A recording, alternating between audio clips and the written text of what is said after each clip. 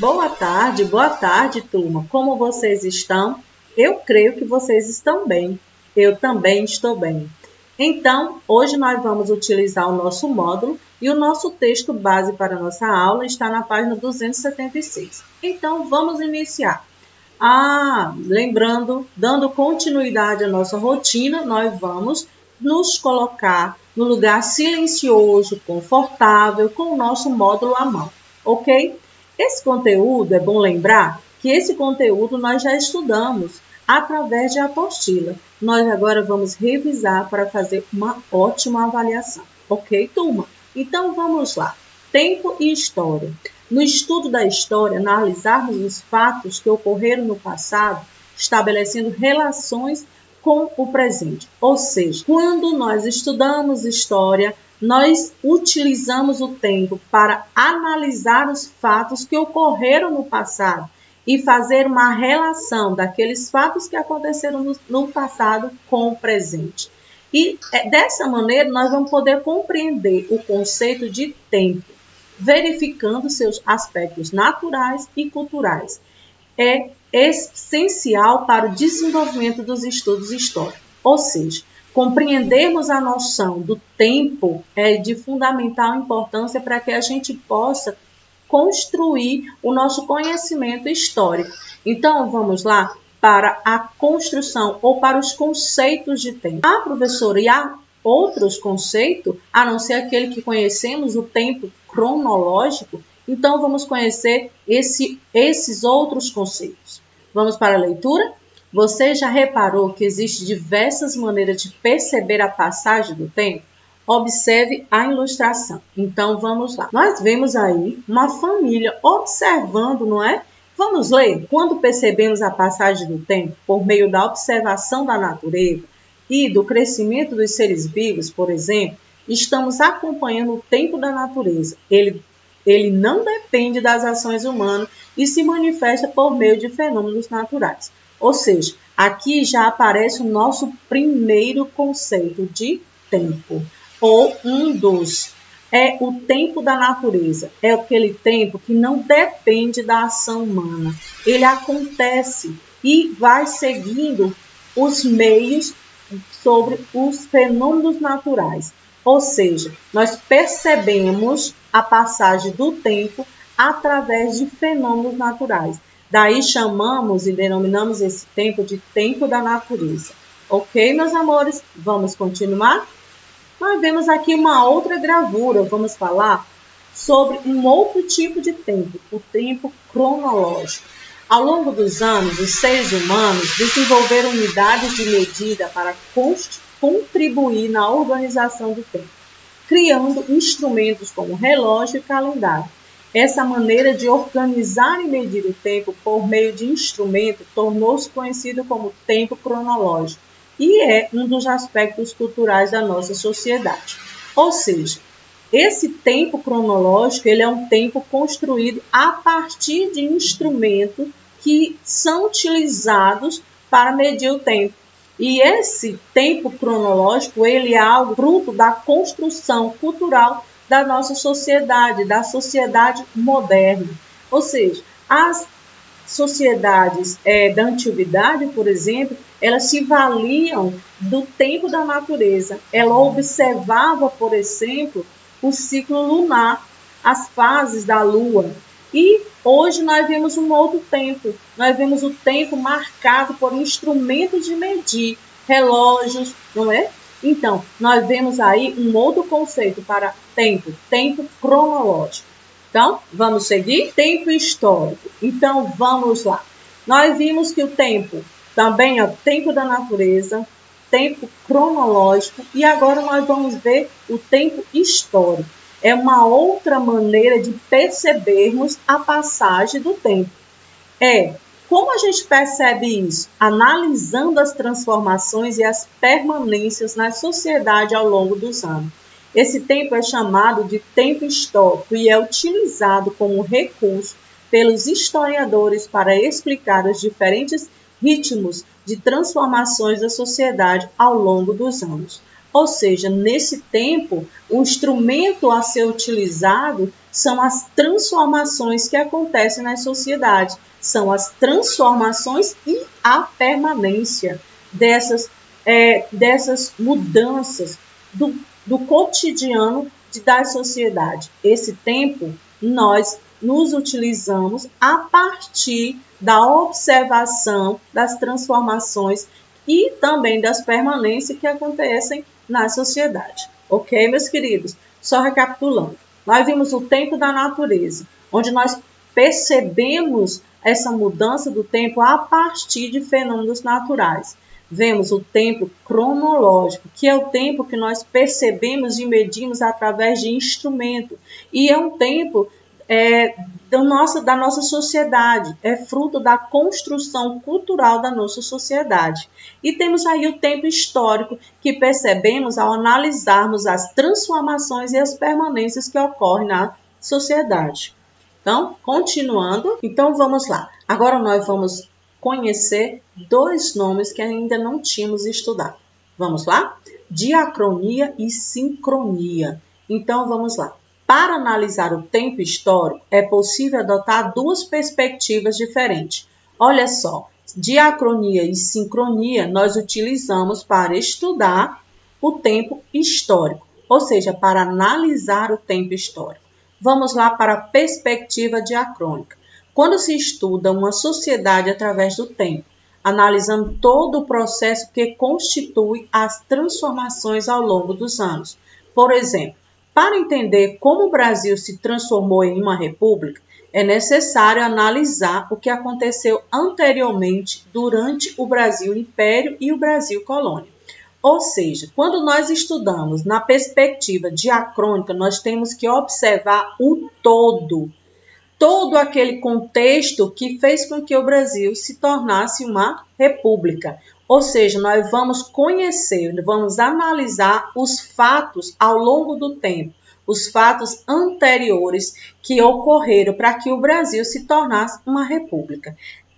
Esse estudo é feito a partir de uma perspectiva diacrônica. Ou seja, meus queridos, vamos lá, vamos continuar. Perspectiva sincrônica, quando se estuda uma sociedade analisando os fatos que ocorrem ao mesmo tempo em outras regiões. Ou seja, a perspectiva diacrônica, nós analisamos o processo como um todo. Vamos buscar os fatos e vamos analisar, vamos dizer assim, vamos recortar esses fatos. Como o Brasil chegou a ser uma república? Primeiro, vamos saber como ele era colônia, como ele chegou até isso. E quando a gente estuda a perspectiva sincrônica, nós estudamos o conteúdo todo, o fato como um todo, não há recorte desses fatos. Nós estudamos numa perspectiva de todo o fato. E aí nós damos a esse tipo de estudo a perspectiva sincrônica. Ok, meus queridos? Então vamos lá, vamos continuar. Aqui nós temos uma atividade que já realizamos, inclusive até já fizemos a correção. Mas vamos avançar, ok? Vamos lá, vamos estudar sobre a linha do tempo. Olha só, também realizamos uma atividade em sala de aula.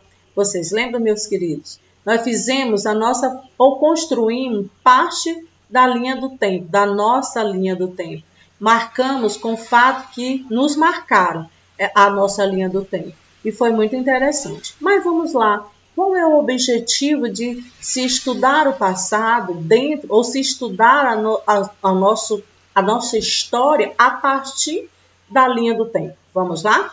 A linha do tempo é um recurso utilizado para localizar graficamente acontecimentos e períodos históricos de modo linear e cronológico. Ou seja, toda a linha do tempo ela vem numa perspectiva unilateral. Você está ali, inicia de um ponto e vai até um determinado ponto. Você vai dando a data, você vai marcando aquela linha do tempo com acontecimentos que marcaram a história, ok? Vamos lá. Podemos produzir uma linha do tempo sobre diversos assuntos, como a história da nossa vida, a história de um município, do nosso país, da nossa escola, Veja a seguir um exemplo de linha do tempo da história política do Brasil. E vamos observar essas setas que apontam. Olha só, vamos para essa, vamos para essa. Essa seta aqui nos diz o quê? Ela diz que o eixo cronológico desta linha do tempo é uma linha que representa o sentido da passagem do tempo, onde são indicadas as datas dos acontecimentos. Esse eixo pode ser reto, curvo, ondular ou ter formato espiral, por exemplo. Vamos ver o que essa aqui nos indica. Em uma linha do tempo, os acontecimentos são descritos e situados cronologicamente, ou seja, aqui ele está apontando para o ano. Vamos ver o que nos diz essa outra linha do tempo. Olha só, acontecimentos que podem representar ruptura entre os períodos históricos são chamados de marcos históricos. E essa daqui, vamos ver para onde ela aponta. Na barra de períodos são indicados intervalos de tempo, delimitados pelos historiadores, segundo critérios diversificados. Ou seja, a linha do tempo ela se constitui de elementos, seja a linha do tempo da história da sua vida, seja a linha do tempo da história da sua escola, da história da sua cidade. Isso é a linha do tempo, ela não é feita aleatoriamente. Ela tem elementos que precisam seguir as orientações desses elementos, ok? Então, vamos lá, vamos avançar. Vamos para a periodização da história. Os pesquisadores costumam utilizar acontecimentos relevantes socialmente que delimitam uma ruptura e marcam o início de um novo período histórico. A divisão em período pode nos auxiliar a compreender as dinâmicas de transformação e analisar as continuidades e rupturas. Quando os pesquisadores eles se utilizam da periodização da história, é para delimitar um período. E quando ele faz isso, quando ele delimita um período, ele marca aquele período com acontecimentos importantes, acontecimentos que marcam o início e também o fim daquele período. É muito comum fazer o uso dessa periodização ao estudarmos história. Por exemplo, algum momento vamos estudar a pré-história, a história antiga, a história moderna, ou a idade moderna, a era moderna, idade contemporânea. E nós vamos ver que cada uma dessas idades elas são marcadas por acontecimentos. E há acontecimento que quebra aquele período, ou seja, que dá fim àquele período e inicia-se um novo período. A divisão em período pode nos auxiliar a compreender as dinâmicas de transformação e analisar as continuidades e rupturas. Como é definida pelos pesquisadores, a divisão em períodos pode variar dependendo do critério escolhido para delimitar os marcos históricos. Na linha do tempo da página anterior àquela que nós vimos, por exemplo, foram escolhidos acontecimentos relevantes na história política e econômica do Brasil. Veja abaixo outro exemplo de linha do tempo. Então, vamos lá? Vamos conhecer um outro exemplo. Olha só, aqui, muito bem delimitada e seguindo todos os elementos de uma linha do tempo. 1794, abolição no Haiti. 1821, abolição na Colômbia. 1823, abolição no Chile. 1826, abolição na Guatemala. 1827, abolição no México. 1829, abolição no Uruguai. E, por fim, 1888, abolição no Brasil. São marcos históricos.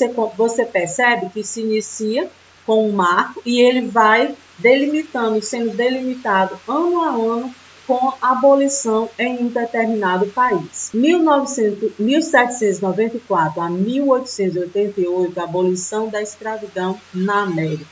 Então, essa linha do tempo, ela vai delimitar quando começou a ter abolição e quando terminou a abolição, por exemplo, na América. Foi 1888 com a abolição no Brasil. E aqui tem um resumo, não é? Onde você vai fazer uma leitura bem interessante para que você possa compreender todo o conteúdo estudado nessa sessão.